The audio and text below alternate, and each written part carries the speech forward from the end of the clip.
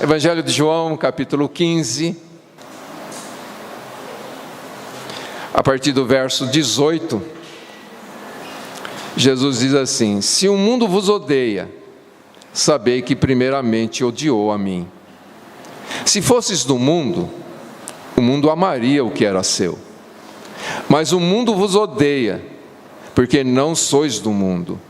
Pelo contrário, eu vos escolhi do mundo. Lembrai-vos da palavra que eu vos disse: o servo não é maior que o seu senhor. Se perseguiram a mim, também vos perseguirão. Se obedeceram a minha palavra, obedecerão também a vossa. Mas vos farão todas essas coisas por causa do meu nome, pois não conhecem aquele que me enviou. Se eu não viesse e não lhes tivesse falado, não teriam pecado. Agora, porém, não têm desculpa para o pecado deles. Aquele que me odeia, também odeia a meu Pai. E se eu não tivesse realizado essas obras entre eles, como nenhum outro fez, não teriam pecado. Mas agora não somente as viram, mas também odiaram a mim e a meu Pai, para que se cumpra a palavra escrita na lei deles: odiaram-me sem motivo. Quando vier o Consolador, que eu vos enviarei da parte do Pai, o Espírito da verdade, que procede do Pai, esse dará testemunho acerca de mim. E vós também dareis testemunho, porque estáis comigo desde o princípio. Amém, queridos? Vamos orar. Pai, nós temos lido a Tua santa palavra e precisamos que o Teu Espírito venha iluminar no nosso coração o nosso entendimento, para que possamos compreender o que o Senhor tem falado nesta Escritura. Sim, Deus, abre o nosso entendimento e nos dê compreensão. Edifica as nossas vidas e glorifica o Teu santo nome, para a Tua glória, em nome de Jesus. Amém. Amém, queridos. Então Jesus começa aqui dizendo: se o mundo vos odeia, sabei que primeiramente odiou a mim. É muito interessante a construção deste capítulo 15 do Evangelho de João, porque Jesus começa falando que Ele é a videira e nós somos os ramos, e então Ele faz um apelo para nós: permanecei em mim, permanecei em mim. E depois Ele vai fazer um segundo apelo para a igreja, para que nós nos amemos uns aos outros, e Ele diz que isso é que vai caracterizar-nos como discípulos, se tivermos amor uns pelos outros. E aí ele começa dizendo sobre este ódio do qual nós seremos alvo. Então nós vemos aqui a importância para resistirmos nesses dias maus. Nós precisamos primeiramente permanecer em Cristo. E em segundo lugar, nós precisamos nos amar uns aos outros, nos preocuparmos uns com os outros, orarmos uns pelos outros, como fizemos há pouco, porque é isto que vai fortalecer a igreja do Senhor, para enfrentar essa tremenda oposição que já estamos enfrentando, e eu acredito isso vai intensificar ainda mais, né? Então Jesus fala que a forma, ele não fala isso diretamente, mas é o que o texto nos mostra, que permanecendo em Cristo, orando uns pelos outros, nos amando uns aos outros, é que nós vamos suportar viver estes dias que temos pela frente. Amém, queridos? E João então ele fala sobre o mundo que nos odeia. E a gente entende aqui no Evangelho de João, quando ele usa a expressão mundo, ele está falando a respeito de um mundo sem Deus, um mundo que está organizado em oposição a Deus, e que por esta razão de ser organizado contra Deus, contra os princípios de Deus, é que ele se opõe ao povo de Deus. Quando Jesus está falando essas coisas aqui, ele é o principal alvo de toda essa hostilidade do mundo. E logo depois dessas palavras, Jesus então ele vai realmente sofrer todo este ódio que o mundo tem contra ele e contra o seu Pai, o nosso Deus, né? E aí Jesus, ele fala então que esse ódio, depois de sua morte, e o mundo não crendo na sua ressurreição, então vai transferir esse ódio para o seu povo, né?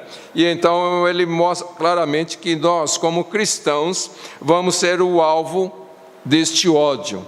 E é interessante que o mundo nos odeia e diz que nós é que provocamos o ódio no mundo, né? E isso não é coisa de agora, não é coisa da esquerda não, é coisa que sempre foi assim. A história nos mostra que uma das primeiras menções do mundo contra os cristãos, chamados cristãos, atribuía a eles que eles eram os que odiavam a humanidade, que os cristãos é o que realmente cultiva ódio contra a humanidade. E esse foi um dos discursos que nós mais vimos, né, no mês passado, né? Porque quando nós nos posicionamos pela palavra de Deus, que ensina, disciplina, né? Porque a gente viu que todo o ódio se concentrou nisso, contra a disciplina, né? Que se você disciplina é porque você não ama, se você castiga um bandido, isso não é amor. Se um cristão fala sobre pena de morte, eu não quero entrar nesse assunto, mas é bíblico, então que amor é esse? Jesus mandou amar. Sim, Jesus mandou amar, mas ele mandou corrigir também. Inclusive, o escritor aos Hebreus diz que o pai que ama o seu filho, corrige. Ok? Então, correção não é falta de amor, pelo contrário. Quem corrige é porque ama. Quem não corrige é porque não ama. Então as pessoas ficaram falando muito, né? Esses pastores que pregam que tem que corrigir, que tem que disciplinar, não entendem o amor de Deus. Eu acho que quem não está entendendo são eles. Não é verdade? Porque Deus nos disciplina. Ou não? E como, né, gente? Mas por que Deus nos disciplina? Qual a finalidade dele nos corrigir? Ele nos ama e nos corrige, mas qual é a finalidade pela qual ele nos corrige?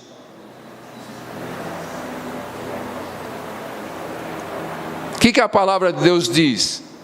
Ele nos corrige para sermos participantes da sua santidade. Ele nos corrige para sermos participantes da sua santidade. Porque se não houver correção, a gente vive de qualquer jeito. Mas a correção nos leva para a santidade. E sem vida santa, ninguém verá o Senhor. Então ele nos corrige para sermos santos, para que nós possamos estar ao lado dele eternamente. Amém, queridos? Então, esse discurso que quem ama passa a mão na cabeça, está muito errado. Quem ama, corrige. Se você ama o seu filho, não importa a idade que ele tenha, não. Porque, quantos aqui tem mais de 50 anos? Você não precisa mais de correção?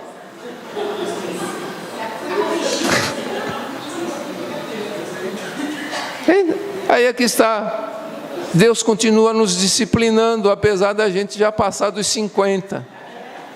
Eu já passei dos 60 e continuo sendo disciplinado. Por que um pai deixa de corrigir o seu filho só porque ele já fez 18 anos? alguma coisa está errada. Ah, mas ele já casou. E daí? Você não é casado e Deus não te disciplina? Deus parou de disciplinar depois que você casou? Então, acho que a gente está pensando meio errado as coisas, não é? É uma tremenda falta de conhecimento do que a Bíblia diz. Amém, queridos? Bom, mas esse não é o meu assunto aqui, né? O meu assunto aqui é o ódio, o ódio que o mundo tem contra a igreja de Jesus, né? Jesus fala sobre o mundo nos odiar e ele diz que nós não somos do mundo. Ele fala, se vocês fossem do mundo, o mundo iria amar vocês.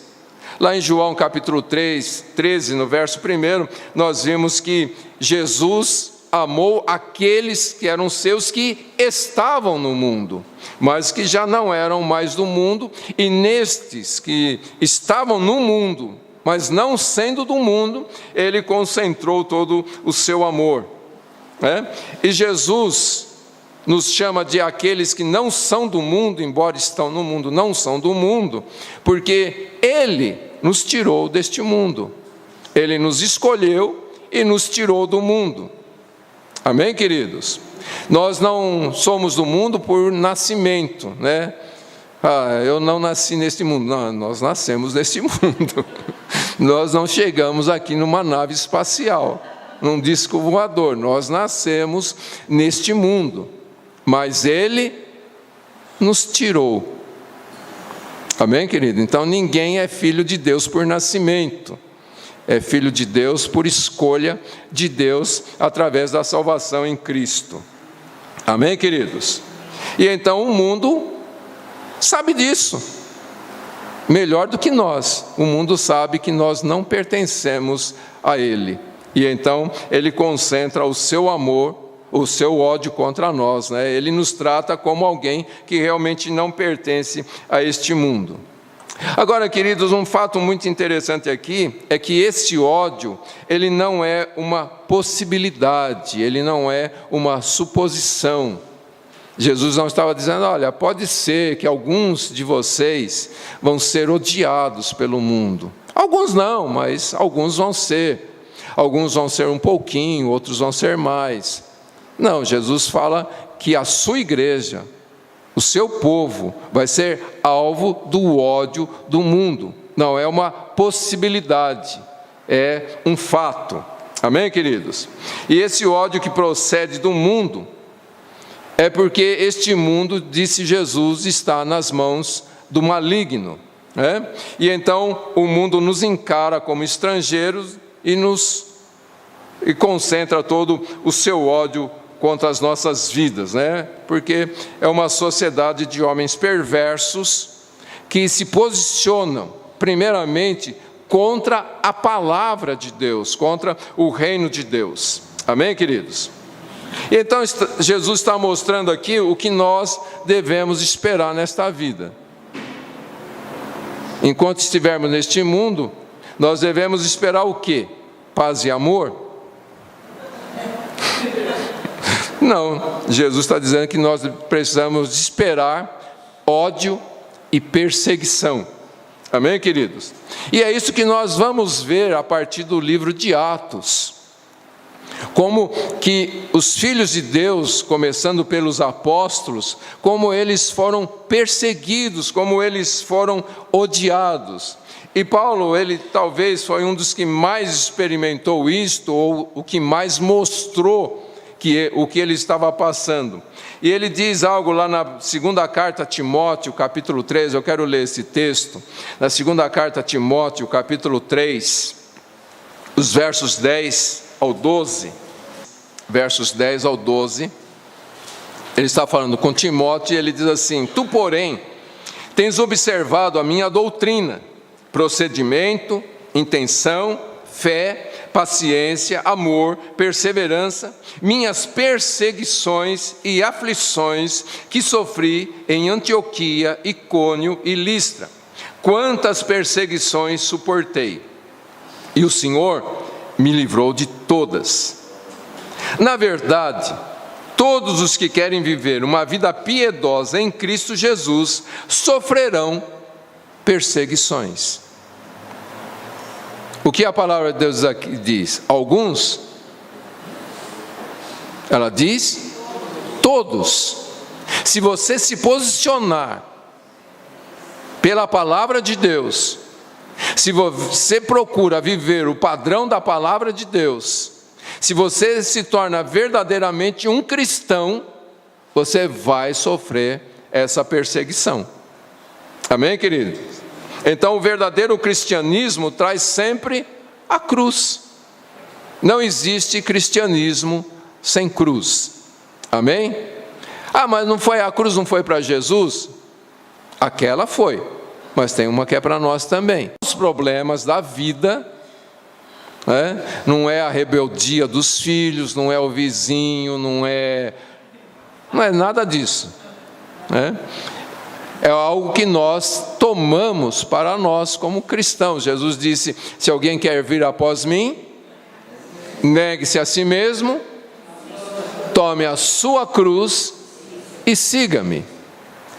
E este é o plano de Deus para as nossas vidas. Quando nós procuramos viver de acordo com a vontade de Deus, com a revelação das Escrituras, nós estamos tomando a cruz. E quem toma a cruz sofre os efeitos da cruz. Amém, queridos? Não tem como você tomar a cruz e não sofrer o efeito da cruz. Amém? Fica claro isto? Então, Jesus diz: o mundo nos odeia porque primeiro odiou a Ele. E o motivo pelo qual o mundo odiou Jesus é que Ele testemunhava a respeito de suas obras que eram más. Veja só, João capítulo 7, nós já estudamos isso. João capítulo 7, verso 7. Jesus está aqui falando com os irmãos, filhos de Maria, os irmãos dele na carne, filhos de Maria, e ele diz assim: o mundo não vos pode odiar.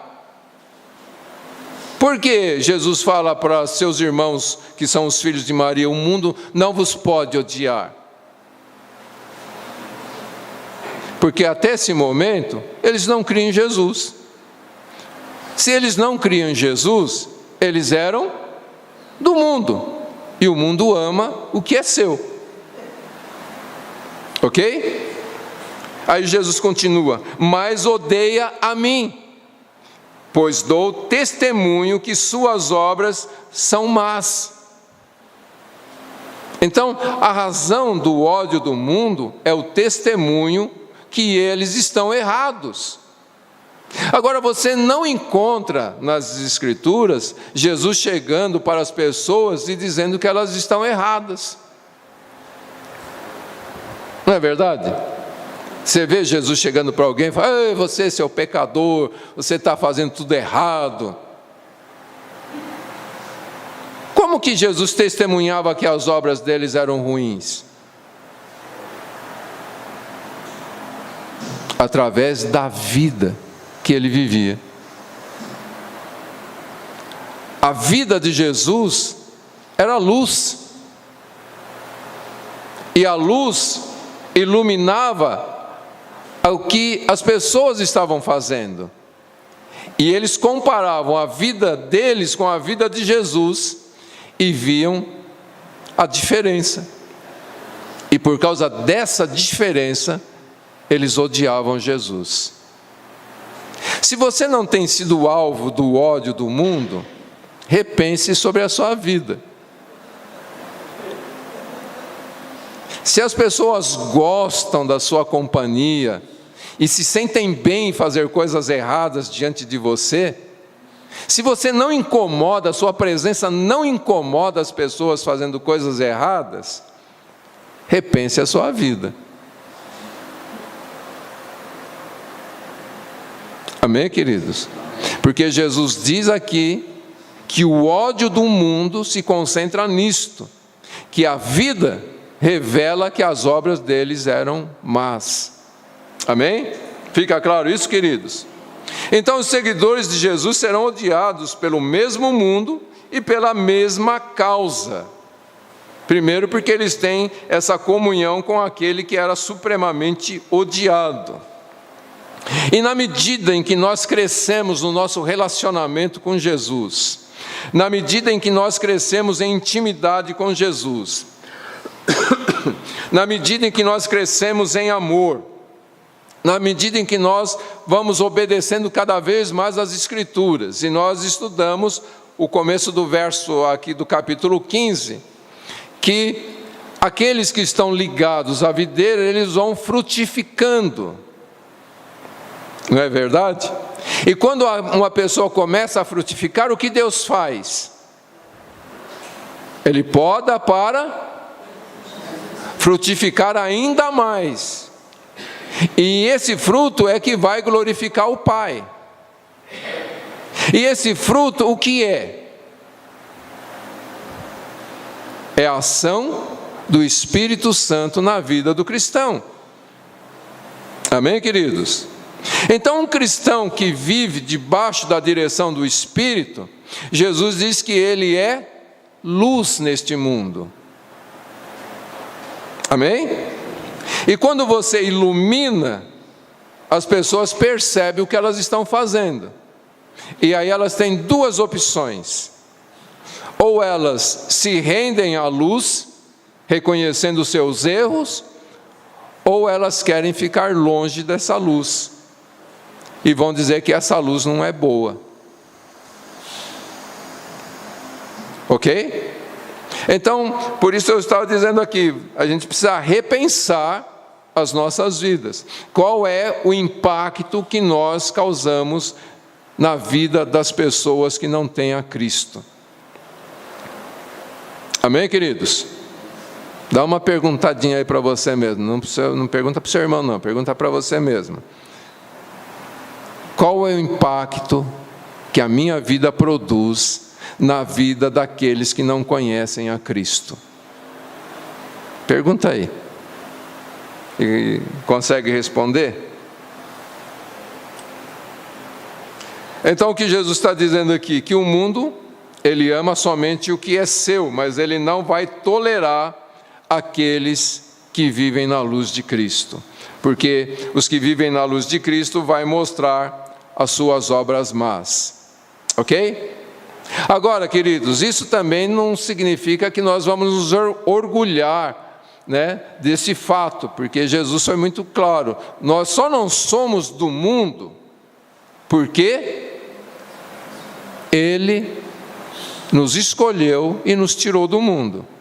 Caso contrário, nós ainda estaríamos no mundo e seríamos também iguais a eles. Se nós somos diferentes, a diferença quem faz é Jesus e não nós. Amém? E se nós não fazemos a diferença, então somos nós mesmos e não Jesus. Ok? Vamos lá, o verso 20 e 21. Jesus diz assim: lembrai-vos da palavra que eu vos disse, o servo não é maior que o seu senhor. Se perseguiram a mim, também vos perseguirão. Se obedeceram a minha palavra, obedecerão também a vossa. Mas os farão todas essas coisas por causa do meu nome, pois não conhecem aquele que me enviou. É interessante que Jesus diz aqui, lembrai-vos. Ele nos chama a atenção para nos lembrarmos de algo que ele já havia falado. E isso está no contexto do capítulo 13, do verso 16, quando Jesus diz, o servo não é maior que o seu senhor. Quando Jesus fala isso lá no capítulo 13, ele está falando em relação, o contexto ali é da humildade e serviço.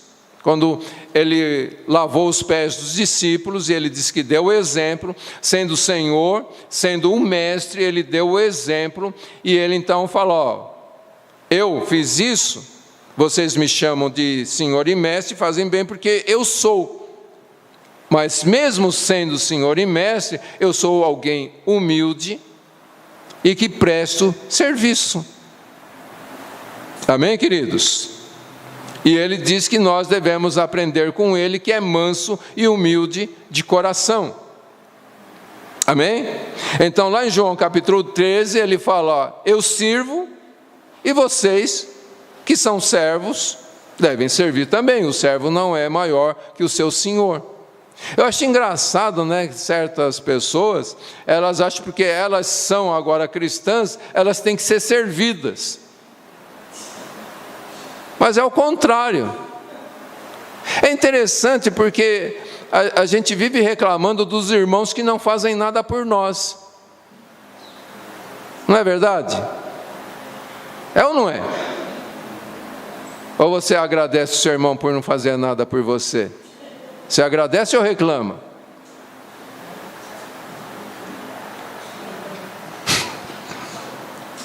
Agora pergunta para você mesmo mais uma vez: o que eu tenho feito pelos meus irmãos?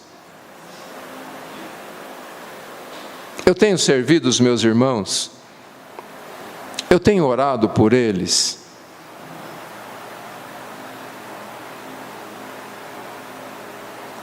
Jesus diz: lembrai-vos do que eu vos disse, o servo não é maior do que o seu senhor.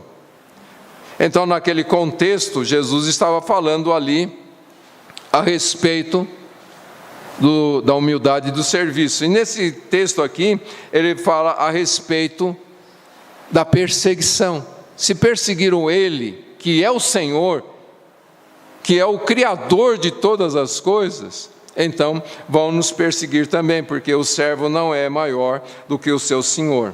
Amém, queridos? Então Jesus, lá em Mateus capítulo 10, 22, se você quiser só anotar, para a gente andar um pouquinho mais rápido aqui, Jesus diz: e sereis odiados por todos por causa do meu nome, mas aquele que perseverar até o fim será salvo. Em Marcos capítulo 13, verso 13, ele diz: sereis odiados por todos por causa do meu nome, mas quem perseverar até o fim, esse será salvo. Então Jesus mostra claramente, queridos, que este mundo é um lugar que nós vamos sofrer perseguições de todos os tipos. Vamos enfrentar dificuldades várias. E não é somente o problema das pessoas em si, mas o próprio sistema que envolve a política, que envolve a economia. Eu sei que praticamente todos nós ficamos muito frustrados quando temos que declarar o imposto de renda. Porque é um sistema terrível, onde tira de você e não te dá nada em troca. Mas é o sistema do mundo. Então é um sistema contrário aos que são justos. Porque quem é do mundo é fraudado e frauda também. É o sistema. Mas o cristão sabe que ele tem que fazer a coisa correta. E muitas vezes nós, como cristãos, nós dizemos, né, terminamos a declaração de imposto de renda e dizemos: não é justo. Não é. Mas é o sistema que nos odeia. O sistema não vai falar: esse aqui declarou direitinho, vamos dar um benefício para ele. Não. O sistema falou: ele deu direitinho, vamos arrancar mais ainda. Já que ele é bobo mesmo, vamos arrancar mais. É o sistema, é o ódio. Dá para entender isso, querido? Não é só as pessoas em particular que se sentem ofendidas com o seu modo de vida, mas é todo um sistema. Ok? E Jesus então diz que o problema é que as pessoas não gostavam do ensino dele e também não vão gostar do nosso. Quem gostava do discurso de Jesus, gosta do nosso discurso. Quem não gostava do discurso de Jesus, não vai gostar do nosso discurso, se o nosso discurso for o mesmo dele. Ok? E ele diz então que elas vão reconhecer que nós somos discípulos, se nós vivermos de acordo com o que ele nos ensina. Mas ele também fala da outra posição: se rejeitaram a ele, vão nos rejeitar. Se aceitaram o ensino dele, vão nos rejeitar o nosso ensino. Se aceitaram o dele, vão aceitar o nosso. E aqui cabe algo interessante. Se o mundo aceitar o nosso discurso, que é o discurso de Jesus, então a glória não é nossa, a glória é dele. Porque não estão aceitando um discurso nosso, estão aceitando um discurso que é dele. Então a glória é dele e não nossa. Ok? Mas se nós não pregarmos a verdade, então o mundo vai gostar da gente. Mas se a gente pregar a verdade, o mundo não vai gostar da gente. Ok? Então essa ligação que existe entre a perseguição, que é a mesma, né? Se nós somos perseguidos é por causa dele. A gente vê isso claramente lá no livro de Atos, no capítulo 9, quando Paulo está perseguindo a igreja, né? E Jesus chega para ele ali na estrada de Damasco, e Jesus não pergunta para Paulo ou para Saulo na época: por que você está perseguindo a minha igreja? Jesus pergunta para ele: por que você está perseguindo a mim? Então veja, queridos, que Jesus é o causador de todas as coisas. Ele é o centro de todas as coisas. O mundo só vai nos odiar se a nossa mensagem for centrada em Cristo. O mundo só vai nos perseguir se a nossa mensagem é centrada em Cristo. Mas se a nossa teologia é centrada no próprio homem, o mundo vai gostar do nosso discurso. É por isso que as igrejas liberais, elas não são criticadas, porque o discurso delas é em favor do homem. Mas a igreja que discursa em favor de Cristo, então ela não é aceita. Ok? Fica claro isso, queridos? Então o Senhor foi perseguido pessoalmente na terra, enquanto ele vivia aqui, e agora ele é perseguido através da sua igreja, né? Mesmo já exaltado nos céus, ele continua sendo perseguido através da sua igreja, né? E o fato de nós sermos perseguidos, que era o mesmo sinal que a igreja era perseguida no início, lá no livro de Atos, mostra que é um tempo também de julgamento sobre tanto a igreja quanto aqueles que fazem a perseguição, né? Lá em Filipenses capítulo 1, no verso 28, ele fala assim: e que em nada estejais atemorizados pelos adversários. Para eles isso é sinal de perdição, mas para vós de salvação, e isto vem de Deus. Pois por amor de Cristo, vós que vos foi concedida não somente crer nele, mas também sofrer por ele. Então veja só, o que acontece? O mundo odeia a igreja. Isso é um sinal de quê? Perdição para eles e salvação para nós. Amém, queridos? Por isso que a Bíblia nos exorta a nos alegrarmos nesses momentos de dificuldades, porque isso é prova de que nós pertencemos ao Senhor, porque foi concedido a nós o privilégio de não somente crer em Jesus, mas de sofrer afronta por causa do nome de Jesus. Amém, queridos? Aí a gente vê o testemunho dos apóstolos, que foram presos porque estavam pregando o Evangelho, levaram uma surra, e não era um tapa na cara, não é? Eram no mínimo 39 chicotadas, e eles saem dali felizes, porque foram achados dignos de padecer afronta por causa do nome de Jesus. Aí de repente alguém vira a cara para nós: o mundo acaba. Não é verdade? É ou não é, gente? Alguém deixou de te cumprimentar, virou a cara para você, o mundo acaba. Você cai num desânimo profundo. Você é criticado por alguém, o mundo acaba. Esses homens levaram 39 chicotadas e saíram felizes. Fomos achados dignos de padecer afronta pelo nome de Jesus. Sabe o que ele está falando? Gente, está se cumprindo na nossa vida o que Jesus disse, que o mundo vai nos tratar da mesma forma que tratou Ele. Nós estamos ficando parecidos com Ele. O mundo está nos tratando de igual forma. Amém, queridos? Aí alguém fala, mas quem faz afronta para mim é meu irmão. E daí? Qual é a diferença? Se nós estamos padecendo, porque estamos vivendo de forma correta, glória a Deus por isso.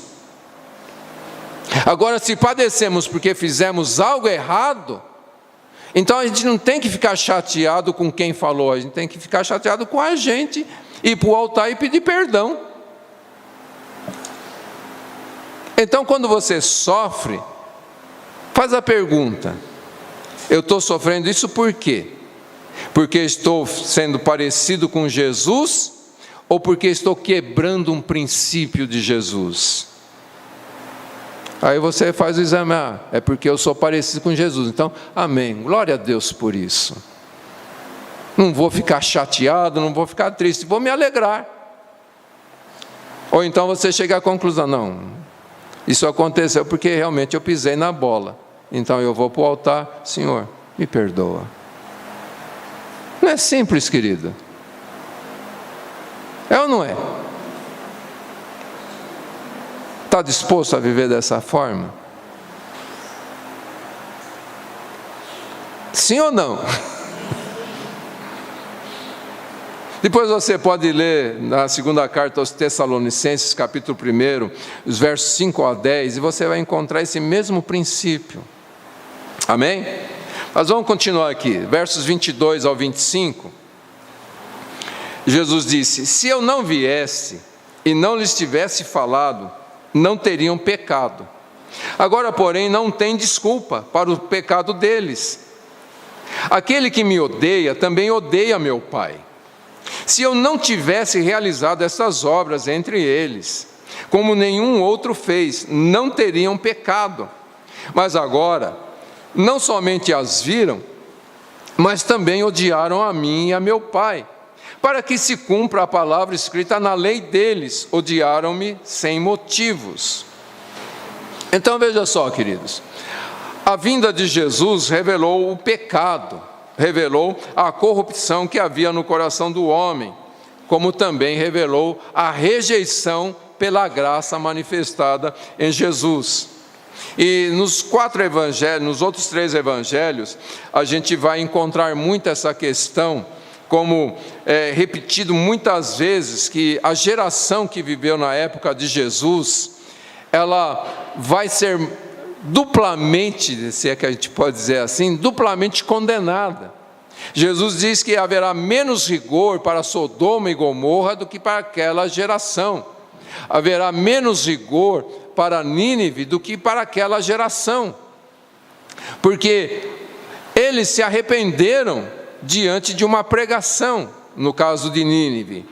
Mas essa geração, vendo Jesus, vendo a expressão de Deus sobre a face da terra, não se arrependeram dos seus pecados. O que Jesus está dizendo aqui, que se eu não tivesse vindo, eles não teriam pecado, não é que o pecado passou a existir depois que Jesus nasceu. O pecado começou lá no jardim do Éden com Adão. O que Jesus estava dizendo aqui é que o mundo vivia de qualquer jeito, sem a consciência do pecado. Mas quando Jesus chegou, a sua mensagem, o seu estilo de vida, mostrou que a forma como eles viviam era errada diante de Deus. É isso que Jesus está dizendo aqui. que muitas pessoas, elas não têm consciência que elas vivem no pecado. Até chega a questão que você vai pregar para uma pessoa e ela diz assim: não, eu não faço nada errado. Não é verdade? Até nós mesmos, antes de nos convertermos, achamos que não fazia nada errado. Então, o que Jesus está dizendo? As pessoas não têm consciência do pecado. Porque a Bíblia diz que o Deus deste século, que é o diabo, cegou o entendimento das pessoas. Então Jesus chega no meio de um monte de gente cegada pelo diabo, e Jesus é luz. E de repente então as pessoas enxergam que o estilo de vida delas é errado, que existe um estilo diferente de vida, proposto por Deus. E Jesus fala: é isso que causou o ódio do mundo contra mim. E na verdade o ódio deles não é diretamente a mim, é porque eles odeiam o meu Pai, que estabeleceu estes princípios. E eu estou neste mundo mostrando isto. E a igreja está neste mundo hoje, querido, justamente para isso, para mostrar os princípios de Deus, para mostrar o Evangelho de Jesus Cristo, para mostrar que o mundo está vivendo de forma errada. E quando nós nos posicionamos desta forma, volto a dizer, o mundo só vai ter duas posições: ou eles vão chegar para nós e dizer: você está certo e eu estou errado. Ou o mundo vai dizer: você está ficando louco.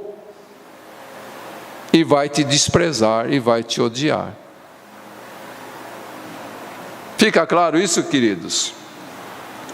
Então Jesus deixa claro essa questão, que o ódio, primeiramente, é contra Deus, por causa dos princípios que Deus estabeleceu. E todo aquele que se levantar para mostrar, não só com palavras, mas principalmente com a vida, vão acabar sendo alvos do mesmo ódio que Jesus foi. Amém, queridos? Lá em João capítulo 12, que nós já estudamos, no verso 37, João faz a observação que, apesar de Jesus fazer tantos sinais no meio deles, eles não creram em Jesus, principalmente Jerusalém, onde Jesus mais concentrou o seu ministério, e eles não creram em Jesus. E é isso que Jesus está dizendo: quanto mais a glória de Deus é revelada, mais culpa as pessoas têm de permanecer no seu erro. Por isso que ele fala lá nos outros evangelhos, a respeito de menos rigor para Sodoma e Gomorra, menos rigor para o povo de Nínive, porque diante de um sinal de Deus, aquele povo mudou a sua atitude. Mas o povo de Deus hoje mostra a glória de Deus e as pessoas não se arrependem. Fica claro isso, queridos? Então Jesus está pronunciando um julgamento aqui, semelhante àquele que já havia sido lá em João 12:37, que quanto maior o privilégio, tanto maior a responsabilidade. Agora, isso não é só para o mundo, é também para nós. Quanto mais nós aprendemos do Senhor, mais responsabilidade nós temos pelas nossas atitudes. Quando você não sabe de uma coisa e faz a coisa errada, nem por isso você não recebe castigo. Agora, quando você sabe e faz, Jesus diz que aí você é digno de duplo castigo, porque agora você sabe. Se fez errado, é porque quis fazer, mas sabe que não deveria ter feito. Amém, queridos? E então Jesus, mais uma vez afirmando isto, os discípulos seriam odiados pelo mundo por causa do ódio que o mundo nutria contra Jesus e o ódio que o mundo nutre contra Deus por causa dos seus princípios. Jesus então estava aqui de tal modo ligado ao Pai, que ele fala que o mundo me odeia porque odeia meu Pai, porque as obras que eu faço são as obras que o meu Pai está fazendo. E nós devemos ter esta íntima ligação com Jesus ao ponto de o mundo nos odiar, porque são as mesmas obras. Amém, queridos? Jesus havia dito: quem vê o Pai, vê a mim. O escritor aos Hebreus diz que Jesus é a exata expressão de Deus Pai. E a igreja hoje na terra é o quê? A expressão de Jesus. Por isso a igreja é chamada corpo de Cristo. Como que as pessoas sabem como você é?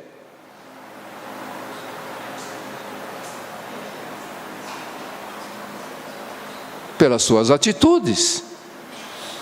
Atitudes manifestadas através do seu corpo. O seu corpo só expressa aquilo que você é internamente. Como que as pessoas podem ver Jesus hoje? Através do corpo dele, que é a igreja. Então a igreja, ela expressa Jesus. E quando a igreja expressa Jesus, ela se identifica com Jesus, e o povo vai reagir a essa igreja da mesma forma que reage a Jesus. Amém, queridos? Fica claro isto? Então, se eles tivessem reconhecido Jesus como Filho de Deus, eles teriam reconhecido o Pai que havia enviado a ele a este mundo. Jesus disse: quem não honra o Filho, não honra o Pai que o enviou. Quem honra o Filho, honra o Pai que o enviou. Nos dias de hoje, quem valoriza a igreja está honrando a Cristo. Quem não valoriza a igreja está desonrando a Cristo. Amém, queridos? E é interessante aí que Jesus vai colocar aqui a respeito do cumprimento das Escrituras, né? Que ele fala que o mundo estava expressando esse ódio e cumprindo assim o que estava escrito na lei deles. A gente já estudou sobre isso, né? Porque Jesus fala a lei deles, ou está escrito na sua lei. Porque eles tomavam a palavra de Deus, o Velho Testamento, como a palavra de Deus. Eles criam. Então Jesus chamava a atenção para dizer: olha, isso que vocês estão falando, que creem, é exatamente o que eu estou falando. Ok? Fica claro isso, queridos? Então, o fato de citar as Escrituras é, na verdade, o testemunho que autentica a autoridade das Escrituras. Então, quando ele citava as Escrituras, eles estavam citando a autoridade das Escrituras. E então eles estavam citando a autoridade da palavra de Deus, e agora era justamente contra esta palavra que eles estavam se colocando contra, né? Então, Jesus está citando aqui o Salmo 69, verso 4, odiaram-me sem motivo, ok? E para a gente terminar aí os versos 26 ao 27, Jesus fala: quando vier o Consolador, que eu vos enviarei da parte do Pai, o Espírito da verdade, que procede do Pai, esse dará testemunho acerca de mim, e vós também dareis testemunho, porque estáis comigo desde o princípio. Então Jesus começa agora a falar a respeito do Espírito Santo, ou continua falando a respeito do Espírito Santo, que ia assumir, né, dar continuidade ao ministério de Jesus, mas agora através da igreja. Então o Espírito Santo ia assumir e encabeçar a igreja, né? E ele ia continuar o mesmo ministério de Jesus. E é interessante porque Jesus cita lá em Mateus, vamos ler esse texto, Mateus capítulo 10, os versos 16 ao 22, ele diz assim: eu vos envio como ovelhas no meio de lobos. Portanto, sede astutos como as serpentes e sem malícia como as pombas. Cuidado com os homens, pois eles os entregarão aos tribunais e vos açoitarão nas suas sinagogas. E por minha causa sereis levados à presença de governadores e reis, para que deis testemunho a eles e aos gentios. Mas quando vos entregarem, não vos preocupeis com o que falareis, nem como falareis, pois naquela hora vos será dado o que dizer. Porque não sois vós que falais, mas o Espírito de vosso Pai é que fala por meio de vós. Um irmão entregará seu irmão à morte, um pai a seu filho, e os filhos se rebelarão contra os pais e os matarão, e sereis odiados por todos por causa do meu nome. Mas aquele que perseverar até o fim, esse será salvo. Num texto paralelo de Marcos, capítulo 13, verso 9 ao 13, eu vou ler aqui, você ouve, diz assim: mas tende cuidado, pois por minha causa vos entregarão aos tribunais e às sinagogas, e sereis espancados. Também sereis levados perante governadores e reis para lhes servir de testemunho. Mas é necessário que primeiro o evangelho seja pregado a todas as nações. Quando vos levarem para vos entregar ao tribunal, não vos preocupeis com o que haveis de dizer. Falai o que vos for dado falar naquela hora, pois não sois vós que falais, mas o Espírito Santo. O irmão entregará à morte seu irmão, e um pai seu filho. Filhos se levantarão contra os pais e os matarão. Sereis odiado por todos por causa do meu nome, mas quem perseverar até o fim, esse será salvo. Então veja o que Jesus está dizendo aqui. Jesus sempre viveu na dependência do Espírito Santo de Deus. Como homem sobre a terra, ele viveu na dependência do Espírito e suportou todas as coisas até a morte na cruz. Ele está dizendo que, por causa do nosso amor por Ele, nós seremos odiados como o mundo foi. E nesse momento de perseguição, de ódio, Ele diz: tome cuidado, não reaja, mas ouça o que o Espírito Santo vai ministrar no seu coração. Você não tem que falar o que você pensa, você não tem que se defender, você simplesmente fale o que o Espírito Santo der para você falar. Amém, querido? Ele está dizendo aqui que Ele enviaria o Espírito Santo justamente para nos ajudar nestas situações da vida. Muitas vezes a gente acha que Deus enviou o Espírito Santo para a gente ter o choquinho na coluna, né? Como a Marisa até falou no começo da reunião. Mas o Espírito Santo, ele vem para nos ensinar. Amém? E nós precisamos então desta ação do Espírito Santo nas nossas vidas. Precisamos ser ensinados pelo Espírito Santo para vivermos neste mundo dando continuidade ao ministério de Jesus, expressando o que Jesus expressaria se estivesse aqui no nosso lugar. Amém, queridos?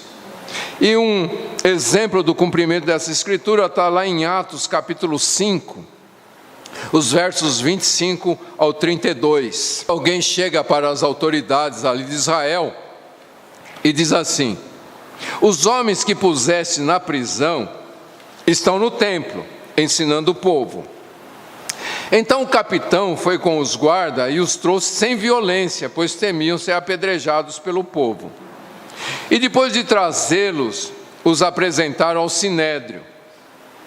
E o sumo sacerdote os interrogou, dizendo: nós vos ordenamos expressamente que não ensinasses nesse nome. Ou eles perguntam: não ordenamos? Mas encheste Jerusalém desse vosso ensino, e quereis lançar sobre nós o sangue desse homem. Respondendo Pedro e os apóstolos disseram: é mais importante obedecer a Deus que aos homens. O Deus de nossos pais ressuscitou Jesus, a quem vós matastes, pendurando-o no madeiro. Sim, Deus com sua destra o elevou a príncipe e salvador, para conceder a Israel o arrependimento e o perdão de pecados. E nós somos testemunhas destas coisas, e também o Espírito Santo que Deus concedeu aos que lhe obedecem. Então veja, Pedro dá uma resposta exaltando a Jesus, mostrando o quanto era importante obedecer a Deus, e ele fala: nós estamos testemunhando não só o que nós vimos, mas estamos testemunhando o que o Espírito Santo está nos concedendo. O que nós estamos fazendo não é obra nossa, o que nós estamos fazendo é obra do Espírito Santo de Deus. Amém, queridos? Então veja, o testemunho dos discípulos era o mesmo testemunho do Espírito Santo de Deus. E o significado de tudo isto, a gente encontra lá na primeira carta de João, capítulo 5, no verso 7, quando João diz: e o Espírito é o que dá testemunho, pois o Espírito é a verdade. Então, queridos, nós precisamos ser sensíveis ao Espírito Santo de Deus e testemunharmos de acordo com o que o Espírito Santo fala no nosso coração. Se sofremos consequências por causa disto, devemos nos alegrar. Amém? E para terminar, eu queria ler aqui algumas palavras de J.C. Ryle. Eu gosto muito desse autor, Ele escreveu coisas muito interessantes para a nossa meditação. Ele diz assim, a respeito do testemunho, que Jesus diz: e vós também dareis testemunhos. Esta palavra é bastante instrutiva e abundante de significado. Mostrava aos 11 o que deveriam fazer enquanto vivessem. Deveriam testemunhar sobre fatos em que muitos não creriam e anunciar verdades que muitos não apreciariam. Com frequência, estariam sozinhos, poucos contra muitos, um pequeno rebanho contra uma multidão. Mas nenhuma dessas coisas haveriam de impedi-los. Não deveriam estranhar a perseguição, o ódio, a oposição e o descrédito. Tudo isso não poderia inquietá-los. Sua grande obrigação era falar, quer os homens crescem ou não. Testemunhando deste modo, seus feitos estariam registrados nos céus, no livro das recordações de Deus. E mais cedo ou mais tarde, o juiz de todos lhes daria a incorruptível coroa de glória. Amém? Deu para entender isso? Então ele fala do dever dos discípulos de pregar, ainda que isto traga o ódio das pessoas, traga oposição. O nosso dever é falar, e tudo isso está sendo registrado diante do Senhor. Amém, queridos? E agora, para terminar de fato, só vou ler 2 versículos e não vou comentar, só vou ler. Na primeira carta de Pedro, capítulo 2, verso 15. Antes, reverenciai a Cristo como Senhor no coração. Estais sempre preparados para responder a todo o que vos pedir, a razão da esperança que há em vós. Na segunda carta a Timóteo, capítulo 4, versos 7 e 8, Paulo dá o testemunho dele dizendo: combati o bom combate, terminei a carreira, guardei a fé. Desde agora a coroa da justiça me está reservada, a qual o Senhor justo juiz me dará naquele dia, e não somente a mim, mas a todos os que amam a sua vinda. E os que amam a vinda de Jesus, testemunham de Jesus. Pagam o preço, mas testemunham de Jesus. E naquele dia, e só naquele dia, não é hoje, é que nós vamos receber a recompensa. Amém, queridos? E eu posso garantir para vocês, eu não cheguei lá ainda. Eu ainda estou aqui. Eu posso garantir para vocês que vale a pena.